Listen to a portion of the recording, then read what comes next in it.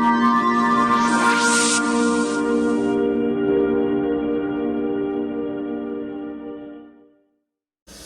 Guys, हार्दिक स्वागत गर्न चाहन्छु टेक्निकल थिङमा। सदाझै आज पनि विशेष भिडियो लिएर उपस्थित भइसकेको छु। यो मेरो हातमा पोको M2 मोबाइल रहेको छ। यो मोबाइलमा एउटा सिम मात्र लिन्छ, डबल सिम लिँदैन। म लगाएर देखाउँछु,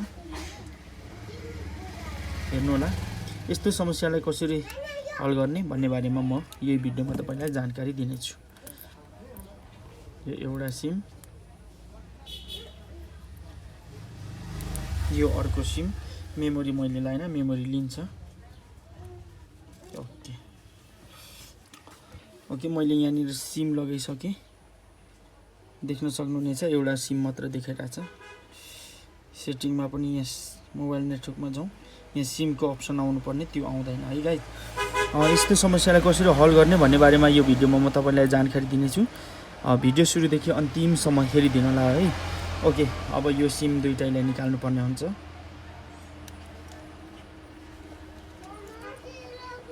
यहाँ राखौँ यिनीहरूलाई।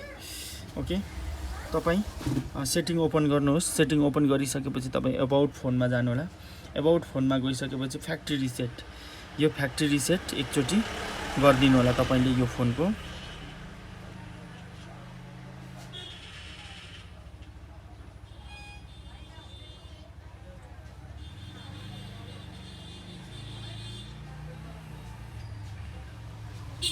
Factory reset. Okay,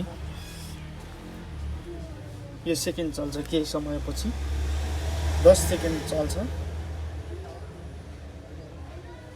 okay, next गरिदिनु होला। फेरि एकचोटि हुन्छ।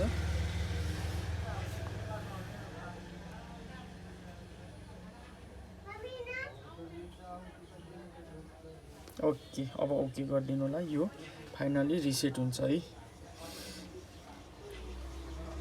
भिडियो मन पर्यो भने लाइक गरिदिनु होला। टेक्निकल थिङमा नयाँ हुनुहुन्छ भने च्यानललाई सब्सक्राइब गरिदिनु होला। छेउमा भएको बेल आइकनलाई पनि दबाइदिनु होला है।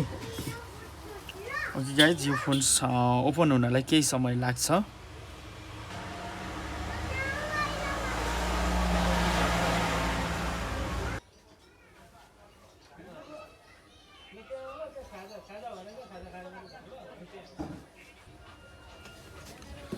ओके गाइज, यो फाइनल्ली फोन रिसेट भइसकेको छ। अब यसलाई सेटअप गरौँ। इङ्ग्लिस, यहाँ नेपाल चोइस गरौँ।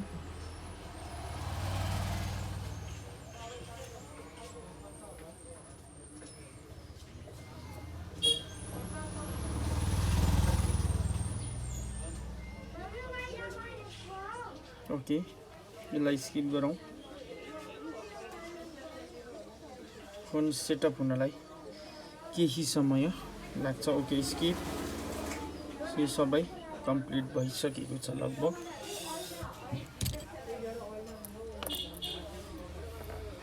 ओके गाइज, यो फोन फाइनली कम्प्लिट भइसकेको छ। अब यो सिमलाई फेरि लगाउँ।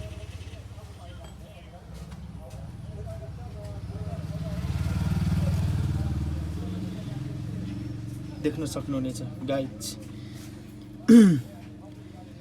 सिम दुईटै लिइसकेको छ।